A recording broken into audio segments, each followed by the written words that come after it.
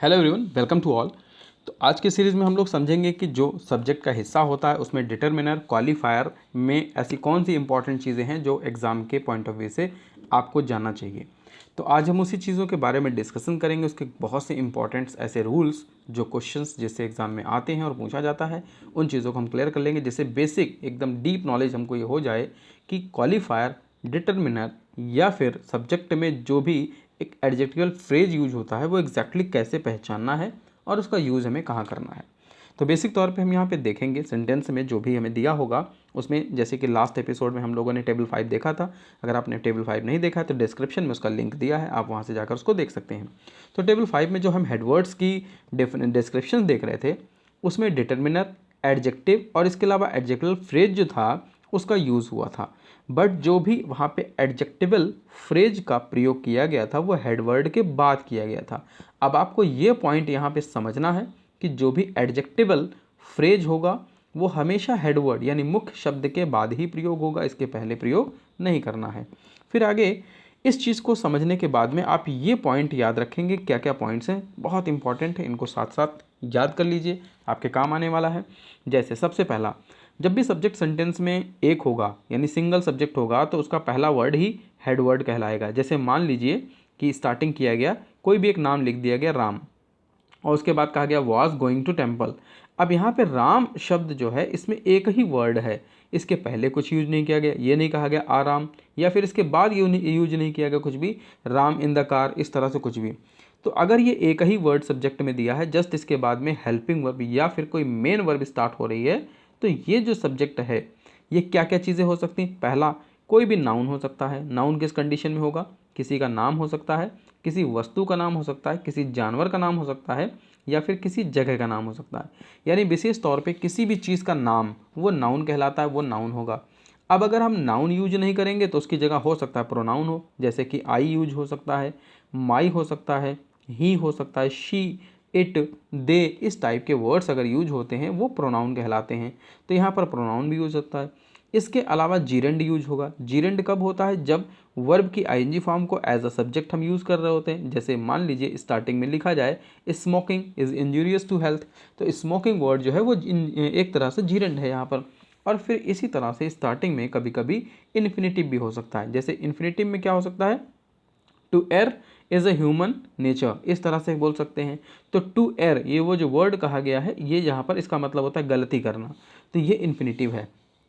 तो किसी भी सेंटेंस में स्टार्टिंग में नाउन, प्रोनाउन, ये जीरेंड या फिर इन्फिनेटिव से स्टार्ट हो सकता है। वो सभी एक वर्ड में अगर सेंटेंस दिया होगा कोई भी सब्जेक्ट तभी ये पार्ट दिखेगा हमें।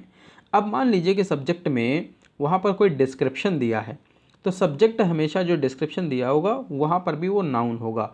सब्जेक्ट के जगह पर कभी कभी डिस्क्रिप्शन किया जाता है, जैसे बेबी इन द रूम, इस तरह से वर्ड कह दिया, डिस्क्रिप्शन के साथ में कहा गया, बेबी वर्ड यूज किया गया but baby in the room, इस तरह से जब बोलेंगे तो यहाँ पर ये डिस्क्रिप्शन के साथ में है और सब्जेक्ट में यूज़ हो रहा है, तो वहाँ पर भी ये नाउन है।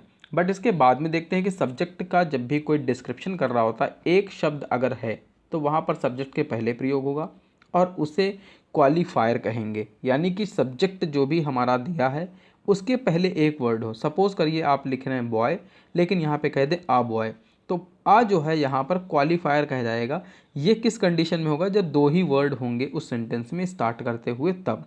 लेकिन अगर दो से अधिक हो जाते हैं तो उस कंडीशन में वहाँ पर वो अलग नाम से जाना जाएगा। जैसे कि इसमें समझते हैं कि जब भी सब्जेक्ट की डिस्क्रिप्शन दिया जा रहा होगा उसके पहले दो वर्ड यूज हो जाएं। अब ध्यान से समझिएगा, अभी पहले वाले में हम कह रहे थे सब्जेक्ट के पहले एक वर्ड यूज हो, बट यहाँ पर क्या कह रहे हैं कि सब्जेक्ट के पहले दो वर्ड यूज हो, तो उसे पहले वाले को डिटरमिनर और दूसरे वाले को क्वालिफायर कहेंगे।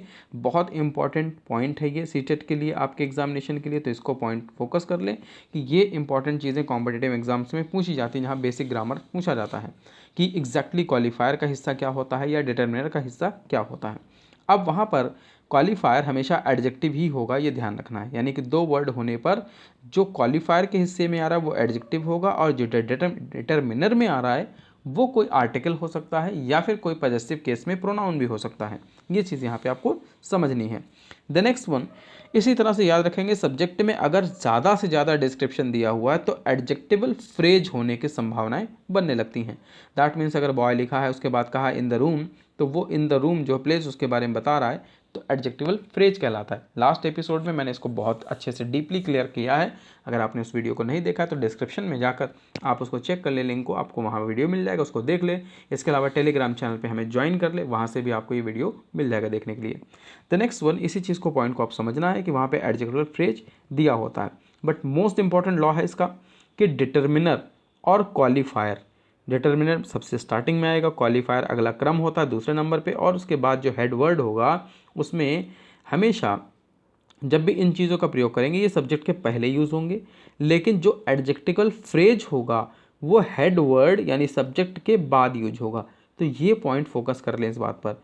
डिटर्मिनर और क्वालिफायर का प्रयोग हमेशा सब्जेक्ट के पहले किया जाता है और एडजेक्टिवल फ्रेज का यूज हमेशा हेड वर्ड के बाद किया जाता है। सेंटेंस जब भी हमारा बनेगा तो स्टार्टिंग कुछ इस तरह से होगी, डिटर्मिनर कहा होगा सबसे पहले, फिर एडजेक्टिव होगा, फिर उसके बाद नाउन होगा, फिर एडजेक्टिवल फ्रेज होगा, फिर बाद का हिस्सा प्रेडिकेट होगा। तो इस तरह से इसका डिवीज़न यहाँ पे किया जाता है। तो आई होप कि आपको चीज़ें क्लियर हो रही हैं। अगर क्लियर हो रही है तो वीडियो को एक बार लाइक कर दें और शेयर कर दें अपने फ्रेंड्स के साथ, जिससे कि काफ़ी लोग हमारे साथ और भी जुड़ सकें। द नेक्स्ट सेंटेंस में यहाँ पे देखते हैं नेक्स्ट रूल में कि यहाँ पर ये हमें ध्यान रखना है, जीरेंड जब भी दिया होता है वर्ब की फर्स्ट फॉर्म प्लस आईएनजी और इन्फिनिटिव, इन दोनों केस में सब्जेक्ट के ही ये टाइप होते हैं। जब भी इन्हें स्टार्टिंग में यूज किया जाता है ये सब्जेक्ट कहलाएंगे, बट कभी कभी इनको डिस्क्राइब करने के लिए कुछ जो एक्स्ट्रा वर्ड्स होते हैं उनका यूज़ भी करना होता है, जिन्हें हम मॉडिफायर भी कहते हैं। अब मॉडिफायर एग्जैक्टली क्या होता है, किस तरह से सब्जेक्ट को डिस्क्राइब करता है, इन चीज़ों को हम इस टेबल के थ्रू समझ सकते हैं। जैसे कि स्टार्टिंग में लिखा है वॉकिंग इन द मॉर्निंग और फिर इज़ यूज़फुल। तो आप ध्यान से समझिएगा, यहाँ लिखा है वॉकिंग, तो वॉक का मतलब होता है चलना। अब वॉक अगर केवल लिखते हैं तो ये तो हो गया वर्ब, लेकिन इसके साथ जब आईएनजी लगाते हैं तो ये कहलाएगा वर्ब की आईएनजी फॉर्म। बट इसको अगर हम शुरू में यूज़ कर रहे हैं तो ये कहलाएगा सब्जेक्ट, और जब सब्जेक्ट ये बन गया है तो यहाँ पर अब इसका नाम बदल के हो जाएगा जीरेंड। तो यही चीज़ आपको ध्यान रखनी है कि जीरेंड का केस क्या होता है। तो यहाँ पर वॉकिंग जो है जीरेंड है, बट लेकिन वॉकिंग के बारे में डिस्क्राइब कर रहा है इन द मॉर्निंग। वॉकिंग तो है लेकिन कब के समय में, इन द मॉर्निंग, सुबह के समय में।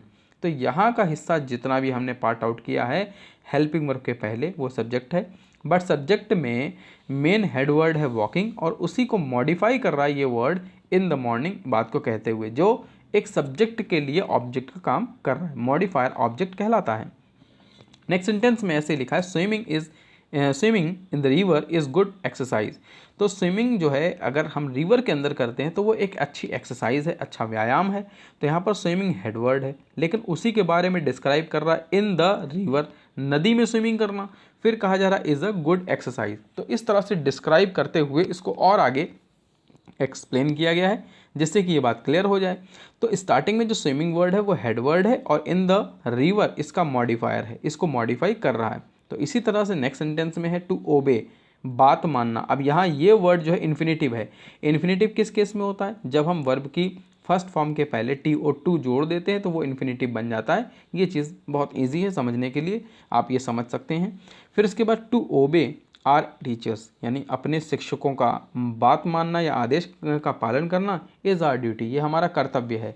तो अब यहाँ पर देखिए इज़ से अलग किया गया, वो तो प्रेडिकेट के हिस्से में चला गया, बट स्टार्टिंग का जो हिस्सा है वहाँ पर देखेंगे तो लिखा है टू ओबे, बात मानना, और किसकी बात मानना, आर टीचर्स, इसको मॉडिफाई कर रहा है। तो इस तरह से इन चीज़ों को हम आगे डिफाइन जब करते हैं तो वो मॉडिफायर के हिस्से में आता है। तो आपको ये पॉइंट ध्यान रखना कि मॉडिफायर में एग्जैक्टली क्या आता है और ये किस केस में आएगा, जब स्टार्टिंग में जीरेंड दिया हो या फिर इन्फिनेटिव दिया हो। नेक्स्ट सेंटेंस में ऐसे ही लिखा हुआ है बिल्कुल, to get good marks is my aim, अच्छे नंबर लाना मेरा उद्देश्य है। तो यहाँ पे टू गेट जो है एक इन्फिनेटिव है, लेकिन उस इन्फिनेटिव को डिस्क्राइब क्या कर रहा है, गुड मार्क्स, अच्छे नंबर लाना। तो जो डिस्क्रिप्शन दे रहा है गुड मार्क्स के लिए ये यहाँ पे मॉडिफायर कहलाएगा और बाकी का हिस्सा यहाँ पे कहलाएगा प्रेडिकेट। तो ये तरीका है जिससे हम इस चीज़ों को डिवीज़न कर सकते हैं और चीज़ों को अच्छे से समझ सकते हैं कि यहाँ पर किस तरह से हमारा हेड वर्ड होगा, किस तरह से हमारा मॉडिफायर होगा, किस तरह से प्रेडिकेट होगा। तो एक ऐसे ही नए वीडियो के साथ अब नेक्स्ट सेशन में फिर मिलेंगे और इसके जो भी एमसीक्यूज़ होंगे उसको हम लोग सॉल्व करेंगे, ताकि देखेंगे कि और भी चीज़ें कैसे हम क्लियर कर सकते हैं, इनके पॉइंट तक हम कैसे पहुंच सकते हैं। तो आई होप कि आज का वीडियो आपको पसंद आया होगा, इससे आपको बहुत कुछ सीखने को मिला होगा। चैनल को सब्सक्राइब कर लें। एक हमारे ऐसे फर्दर अपडेट पाने के लिए हमारे टेलीग्राम चैनल को भी ज्वाइन कर लें। एक ऐसे ही नए वीडियो नए लेक्चर के साथ नेक्स्ट सेशन में फिर मिलेंगे। तब तक के लिए stay happy, stay safe and keep watching Google IQ।